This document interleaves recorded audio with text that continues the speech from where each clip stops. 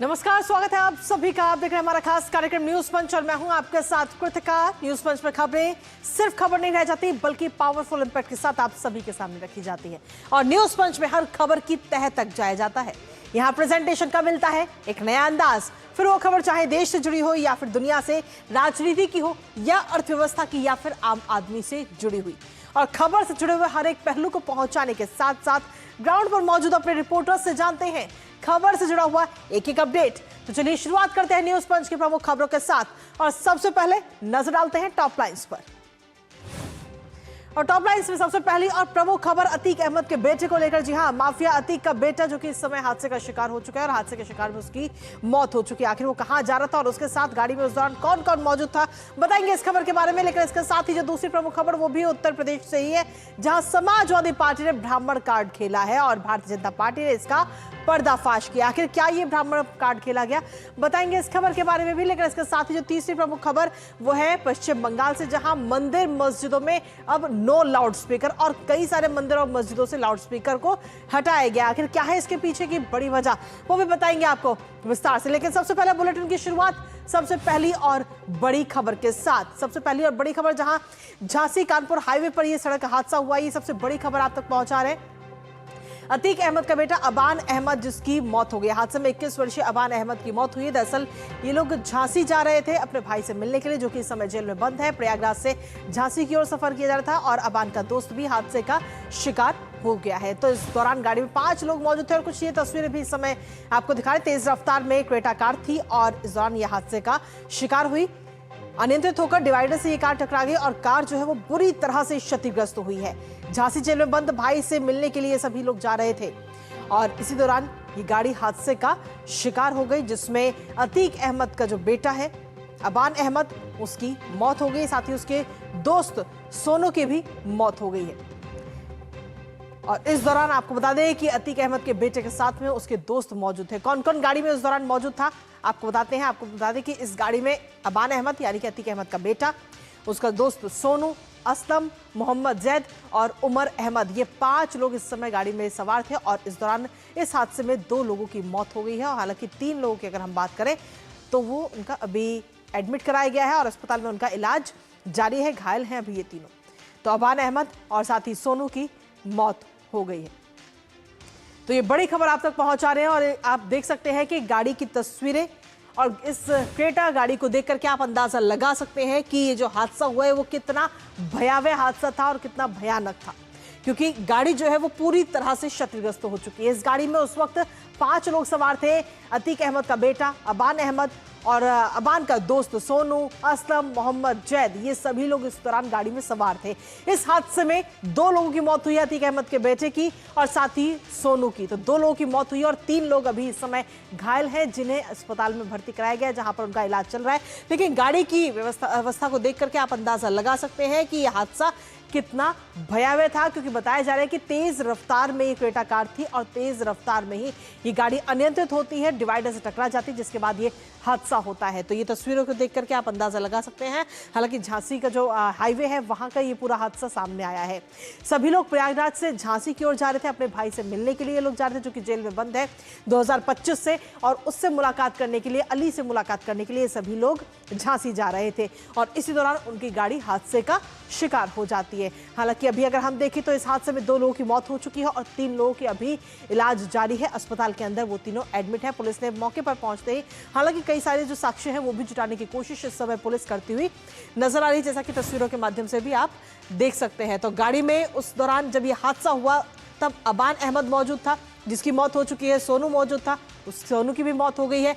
साथ ही आपको बता दें कि फारूक जैद और मोहम्मद उमर, उनकी भी इस समय इलाज इस समय जारी है। तो ये बड़ी खबर भी आप तक लगातार पहुंचा रहे हैं। अतीक अहमद का बेटा है अबान अहमद, जो कि अपने भाई अली से मिलने के लिए झांसी जेल जा रहा था, जो वहां पर कैद में है, और उससे मुलाकात करनी, लेकिन इसी दौरान रास्ते में हादसा हो जाता है और हादसे के शिकार में 2 लोगों की ये मौत हो जाती है। तो ये बड़ी खबर इस वक्त आप तक पहुंचा रहे हैं। हालांकि अतीक अहमद, सोनू, फारूक और जैद और साथ ही मोहम्मद उमर, ये 5 लोग जिनके इस हादसे में जो कि उस हादसे के वक्त इस गाड़ी में सवार थे, जिसमें से 2 की मौत हो चुकी है और 3 का इलाज इस समय जारी है। ये बड़ी खबर आप तक पहुंचा रहे हैं और गाड़ी की जो स्थिति है उसको देखकर आप अंदाजा लगा सकते हैं कि ये हादसा कितना भयावह था, क्योंकि गाड़ी जो है वो आगे से पूरी तरह से क्षतिग्रस्त हो चुकी है। हमारे साथ हमारे सहयोगी विकास इस वक्त जुड़ गए हैं, सीधा उनका रुख करेंगे। विकास, क्या कुछ लेटेस्ट अपडेट है आपके पास में इस हादसे को लेकर?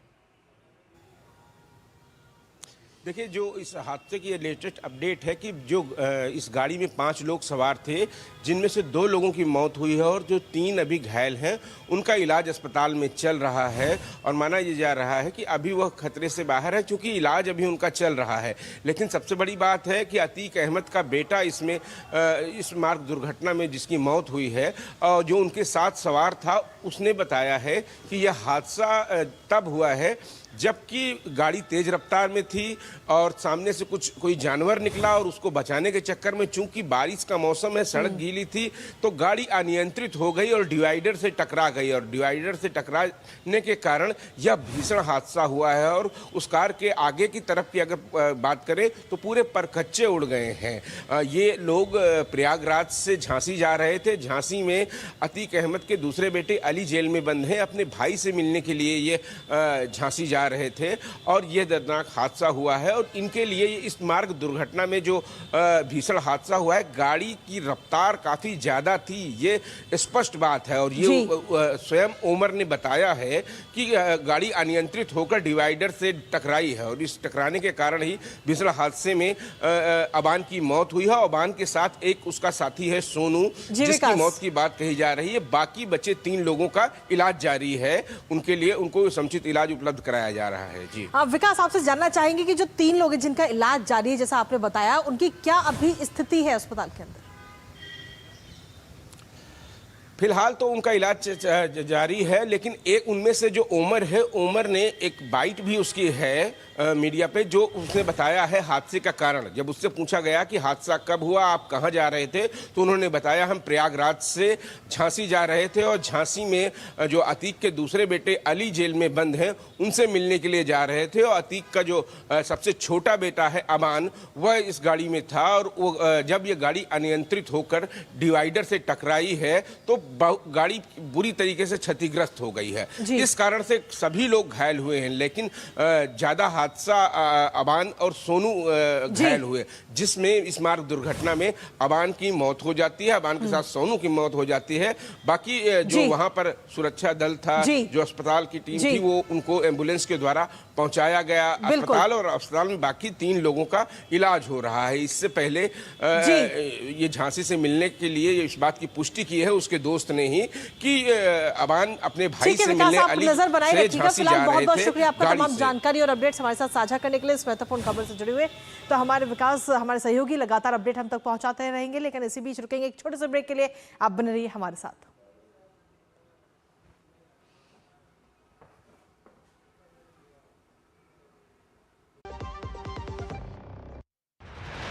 प्रधानमंत्री श्री नरेंद्र मोदी जी के विकसित भारत के संकल्प और मुख्यमंत्री श्री नायब सिंह जी के दूरदर्शी नेतृत्व में हरियाणा ने भर्ती व्यवस्था को पारदर्शी, निष्पक्ष और मेरिट आधारित रूप दिया है। नायब सिंह जी के नेतृत्व में हरियाणा सरकार यहाँ के नौजवान हो, किसान हो, बहनें बेटियां हो, सबके लिए बेहतरीन काम कर रही है। बिना खर्ची पर्ची के नौकरी देने का जो रास्ता हरियाणा सरकार ने दिखाया है, वो इतना आसान नहीं था। आज हरियाणा में सरकारी नौकरी का केवल एक ही आधार है, मेहनत, प्रतिभा और मेरिट। अब तक लगभग 1,83,000 योग्य युवाओं को सरकारी सेवाओं में नियुक्ति मिल चुकी है। हर नियुक्ति इस बात का प्रमाण है कि हरियाणा में प्रतिभा का सम्मान हो रहा है और युवाओं के सपनों को नई उड़ान मिल रही है। वर्तमान सरकार के तीसरे कार्यकाल में यानी अक्टूबर 2024 से अब तक लगभग 42,500 युवाओं को सरकारी नौकरी मिल चुकी है। गरीब परिवार का बच्चा भी आज हरियाणा सरकार के अंदर बिना पर्ची, बिना खर्ची के आज नौकरी लग रहा है। सरकार 3,000 से अधिक रोजगार मेलों का आयोजन कर चुकी है, जिनके माध्यम से लगभग 1,20,000 युवाओं को रोजगार के अवसर और सहयोग प्राप्त हुए हैं। हरियाणा सरकार, उम्मीदों पर खरी सरकार। पता है लोग अक्सर मुझसे पूछते हैं कॉल सेंटर का स्टेडी जॉब क्यों छोड़ा? I wanted more out of life. बस मैंने अपना स्टार्टअप शुरू किया। जानना चाहोगे कैसे? Then start up your own business as an LIC agent. यहाँ सब कुछ है, great products, zero investment, leading organisation and unlimited opportunities. तो क्या आप तैयार है? LIC एजेंट बनो, अब बड़ा सोचो। हमारी वेबसाइट पर जाएं या अपनी नजदीकी LIC शाखा से संपर्क करें। और ब्रेक के बाद एक बार फिर से स्वागत आप सभी का। अब बात करते हैं उत्तर प्रदेश की सियासत की, जहां अगले साल होने हैं विधानसभा चुनाव, लेकिन उसकी बिसात अभी से बिछनी शुरू हो चुकी है। जी हां, उत्तर प्रदेश में मिशन 2027 का आगाज हो चुका है, जिसको लेकर समाजवादी पार्टी अध्यक्ष अखिलेश यादव ने चल दिया है ब्राह्मण दांव। समाजवादी पार्टी ने अयोध्या सीट से पवन पांडे को चुनावी मैदान में उतार दिया है। लखनऊ में जिनेश्वर मिश्र की जयंती पर आयोजित सम्मेलन में अखिलेश यादव ने ब्राह्मण वोट को साधने की कोशिश की और साधने की इस रणनीति पर जोर दिया। कभी पीडीए को पिछड़ा दलित अल्पसंख्यक के तौर पर साधने वाली समाजवादी पार्टी आज पी का मतलब पंडितों का जिक्र कर रही है। अब ऐसे में सवाल ये उठ रहा है कि क्या समाजवादी पार्टी 100 विधानसभा सीटों पर असर डालने वाले ब्राह्मण वोट बैंक को अपने साथ लाने में कामयाब हो पाएगी? हालांकि अखिलेश के बयान को लेकर भारतीय जनता पार्टी भी इस समय हमलावर है। जानेंगे अपडेट्स अपने सहयोगी से, उससे पहले आपको दिखाते हैं समाजवादी पार्टी ने चला ब्राह्मण दांव। तो जी हां, समाजवादी पार्टी ने इस समय ब्राह्मण दांव चल दिया है। चुनाव से पहले ये बड़ा ऐलान समाजवादी पार्टी ने किया है और ऐलान के साथ ही अयोध्या सीट पर पवन पांडे को टिकट इस समय समाजवादी पार्टी की तरफ से दे दिया गया है और ये पहला उम्मीदवार चुनावी मैदान में। और इसके साथ ही क्योंकि 2027 में अगर हम देखें तो चुनाव होने विधानसभा के, और उससे पहले ही माहौल कहीं ना कहीं बिसात जो है वो इस समय बिछ चुके हैं। वोट बैंक में सेंधमारी की तैयारी में है इस वक्त समाजवादी पार्टी, और बीजेपी का जो कोर वोट बैंक जिसे कहा जाता है उस पर इस समय वार समाजवादी पार्टी की सीधी नजर है। इसके साथ ही लखनऊ में जिनेश्वर मिश्र के जयंती पर जो आयोजित सम्मेलन है वहां पर अखिलेश यादव ने ब्राह्मण वोट को साधने की रणनीति पर जोर दिया। कैसे, आइए आपको सुनाते हैं। पीडीए में पीडी जो है वो पंडित का शॉर्ट फॉर्म है, और जितनी पीड़ा दोगे, पीड़ा बढ़ाओगे, उतना ही पीडी और मजबूत दिखाई देगा। तो पीडी जिसका जिक्र पहले अलग होता था, लेकिन अब पीडी को पंडित से जोड़ दिया गया और उन्होंने कहा कि पीडी का मतलब पंडित का शॉर्ट फॉर्म है। लेकिन इसके साथ ही अब इस बयान के बाद में उत्तर प्रदेश के उप मुख्यमंत्रियों ने समाजवादी पार्टी को आड़े हाथों लिया। आखिर क्या कुछ कहा है? सीधे तौर पर अगर हम देखें तो समाजवादी पार्टी ने जो बयान दिया है, पीडीए यानी कि पिछड़ा दलित और अल्पसंख्यक, अब इसकी फुल फॉर्म जो है वो बदलती हुई नजर आ रही है। खुद अखिलेश यादव ने कहा कि पीडी का मतलब अब पंडित है। तो क्या पीडीए की जो फॉर्मूला है वो इस समय बदल चुका है और पीडीए को लेकर जंग इस समय छिड़ चुकी है भारतीय जनता पार्टी ने? सीधे तौर पर हम कहें तो भारतीय जनता पार्टी ने अब इस पर हमलावर बोला है और उत्तर प्रदेश के उप मुख्यमंत्रियों की तरफ से क्या कुछ कहा गया, क्या बयान सामने आए, वो आपको सुनाते हैं। ब्राह्मण समाज से, सर्व समाज से कोई लेना देना, ये खुद कंफ्यूज है। कभी पीडीए की बात करते हैं, कभी अगड़े को अगड़ा बताते हैं, कभी अगड़े को अल्पसंख्यक बताते हैं, और कभी ये कुछ नया फार्मूला लेके चले आते हैं। केवल तुष्टीकरण की पॉलिटिक्स में लिप्त है, वोट बैंक बन जाए, काम इन्हें करना नहीं। जब सरकार आती है तो गुंडाई को बढ़ावा देते हैं, अराजकता को बढ़ावा देते हैं। जनता इन्हें नकार चुकी है और लोकतंत्र में इनका कोई भरोसा नहीं। जो भगवान श्री रामलला के जन्मस्थान के मंदिर निर्माण का विरोध किए, राम भक्तों पर गोली चलाए, जो संतों का अपमान किए, जो अयोध्या को खून से लाल किया, सरयू को खून से लाल किया, और उनको श्री राम जन्मभूमि मंदिर मामले में बोलने का कोई नैतिक अधिकार नहीं है। ये तो चोरी भी और सीना जोरी भी, 100 चूहे खा के बिल्ली हज को चली वाली स्थिति है।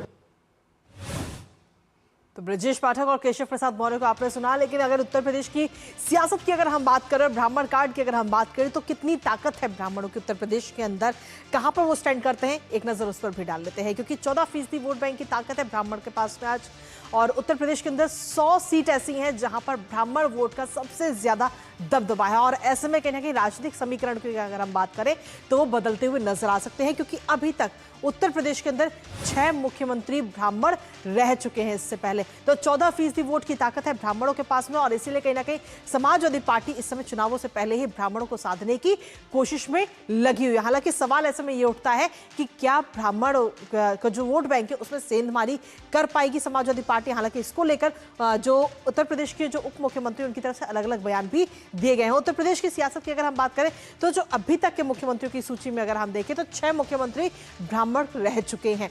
और ब्राह्मणों को लेकर इस समय बीजेपी का कोर वोट बैंक के तौर पे भी ब्राह्मणों को जाना जाता है, लेकिन अब इस समय पीडीए पर जंग छिड़ी हुई है। भारतीय जनता पार्टी ने भी समाजवादी पार्टी को सीधे तौर पर घेरा है, और क्या कुछ कहा है आइए आपको सुनाते हैं।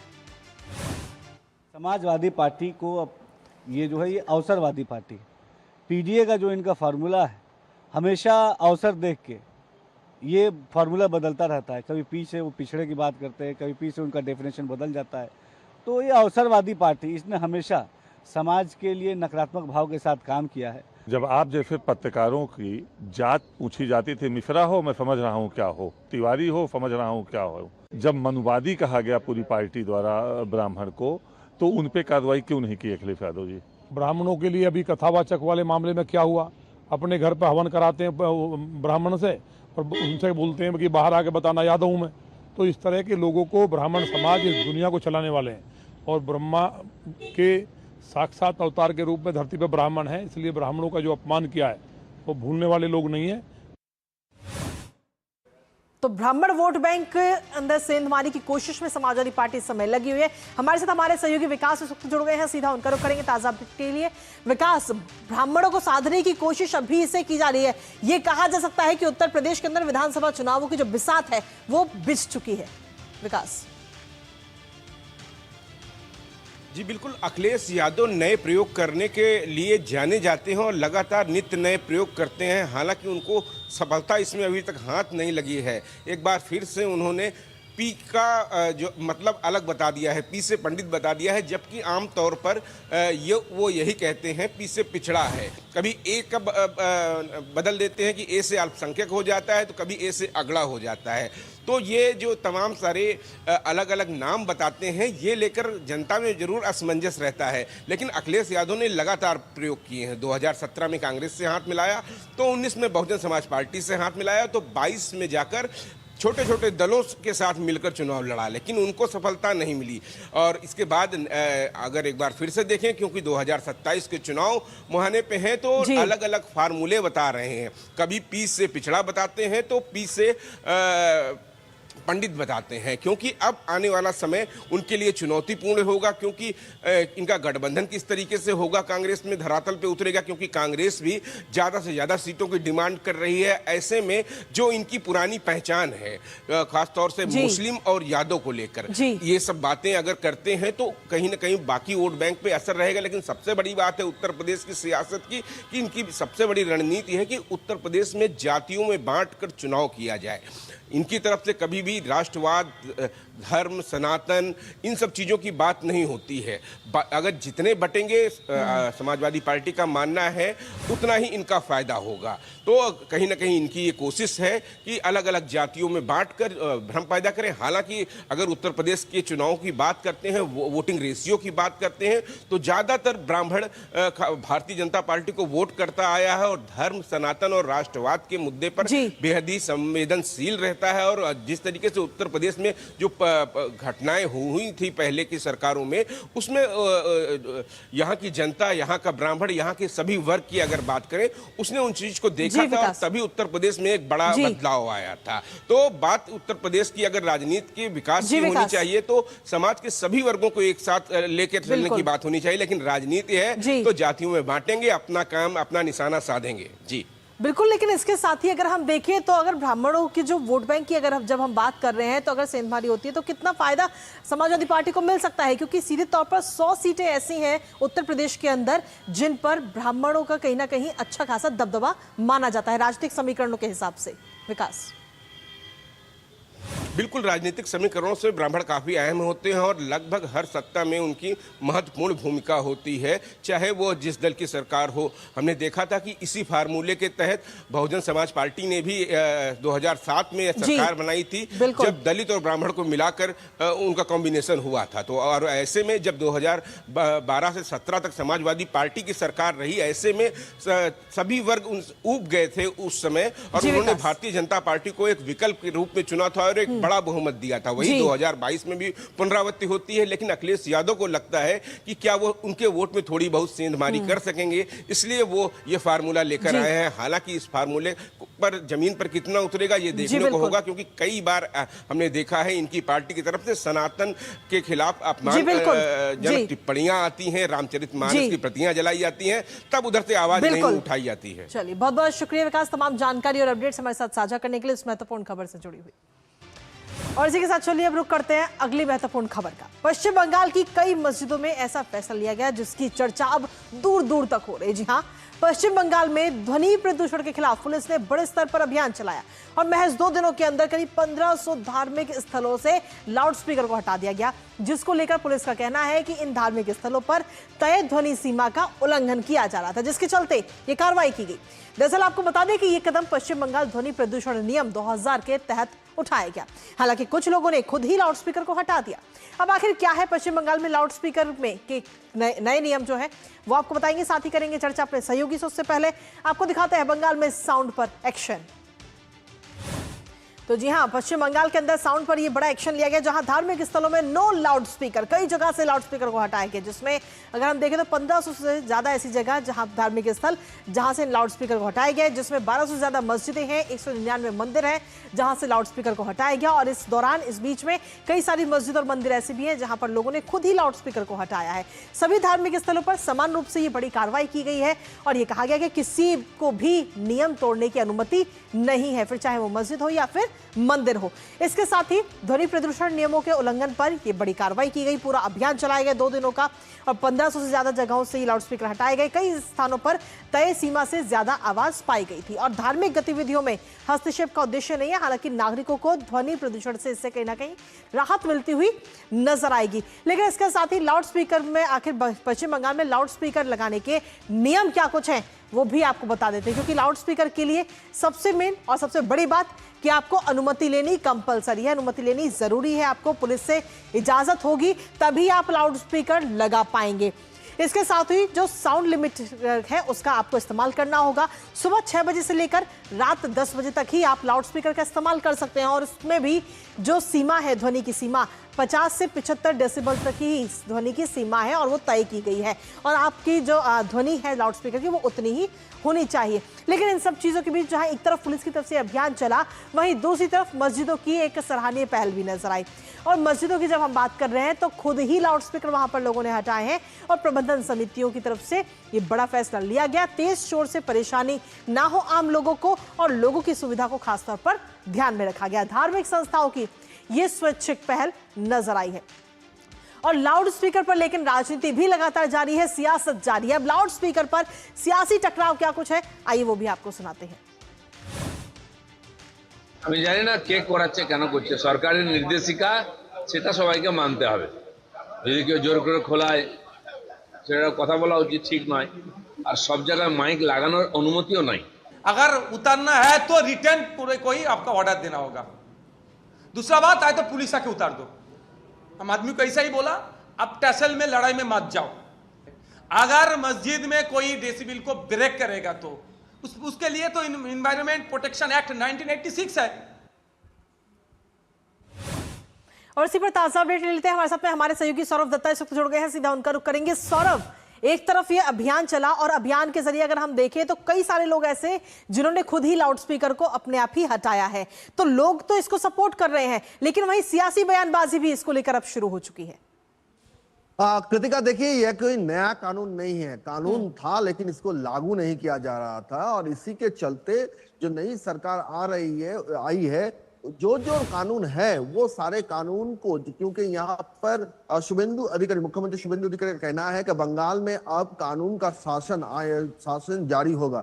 तो उसके चलते ये सारे कदम उठाए जा रहे हैं। और ये जो देखा जा रहा है कि मस्जिद में जो लोग हैं वो इसके विरोध कर रहे हैं, ऐसा भी नहीं है, लेकिन पॉलिटिकल जो लीडर्स है, एक समुदाय के जो रिप्रेजेंटेटिव है, वो इस बात को लेकर छेड़ रहे हैं। और यहाँ तक के नौशाद सिद्दीकी के रिएक्शंस आपने सुना, और साथ ही साथ अखरुज्जमान जो ऋतव्रत टीएमसी से आते हैं, उन्होंने भी कहा है कि सीएम से इस बात को लेकर बात करेंगे। सिद्दीकुल्लाह चौधरी और एक लीडर है जो एयरपोर्ट के मस्जिद हटाने के खिलाफ में विरोध प्रदर्शन किए थे, उनका भी कहना है कि वो भी बात करेंगे। तो कहीं ना कहीं जाके इसको एक सियासी रंग देने की कोशिश किया जा रहा है, लेकिन प्रशासन का कहना है कि जो कानून था उसी को बलवत किया जा रहा है। सिर्फ मस्जिद नहीं, जो मंदिर है वहां पर भी अगर लाउड स्पीकर है तो वो भी उतारे गए हैं। तो जब दोनों ही तरफ से अगर हम देखें तो बराबर कार्रवाई की गई है अभियान के तहत, ये नहीं सोचा गया कि कौन किस धर्म का है। दोनों तरफ से, चाहे वो मंदिर हो या फिर मस्जिद हो, दोनों तरफ से बराबर कार्रवाई की गई। क्योंकि जो लिस्ट अगर हम देखें तो 1500 से ज्यादा जगह है जिसमें 200 मंदिर भी शामिल है और वहां से भी लाउड स्पीकर हटाया गया। उसके बावजूद भी इसको कहीं ना कहीं सियासी रंग देने की कोशिश इस वक्त की जा रही है। सौरभ, कृतिका देखिए, क्योंकि लाउड स्पीकर जो हटाने की बात हो रही है वहां पे साफ कहा है कि आप 50 डेसिबल से 75 डेसिबल जो सुबह 6 बजे से रात 10 बजे तक जो नियम है उसको मानिए।